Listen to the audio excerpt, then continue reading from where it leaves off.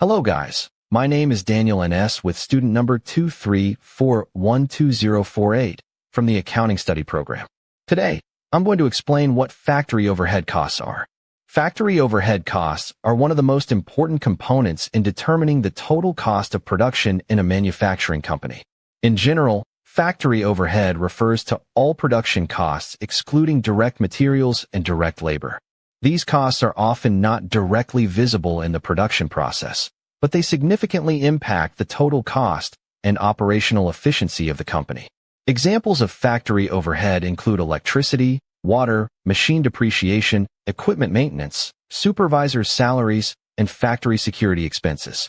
Because they are indirect, overhead costs need to be allocated using a specific method to ensure they are fairly assigned to each product produced. One of the most common methods used to allocate factory overhead is based on direct labor hours or machine hours. A company may determine an overhead rate per hour by estimating the total overhead cost and dividing it by the total planned labor or machine hours. For example, if the total overhead cost in a given period is estimated to be 100 million rupees and the total direct labor hours are 10,000, then the overhead rate would be 10,000 rupees per hour.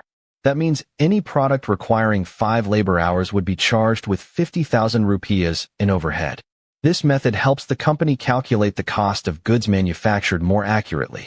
In practice, however, determining and allocating factory overhead can be quite challenging. One major issue is the presence of both fixed and variable costs within the overhead category. Fixed costs, such as depreciation and supervisors' salaries, remain constant regardless of production volume, while variable costs, such as electricity or indirect materials, tend to increase as production levels rise. That's why careful planning and control of overhead costs are crucial to avoid unnecessary spending and inefficiencies. Understanding factory overhead is also vital for managerial decision-making.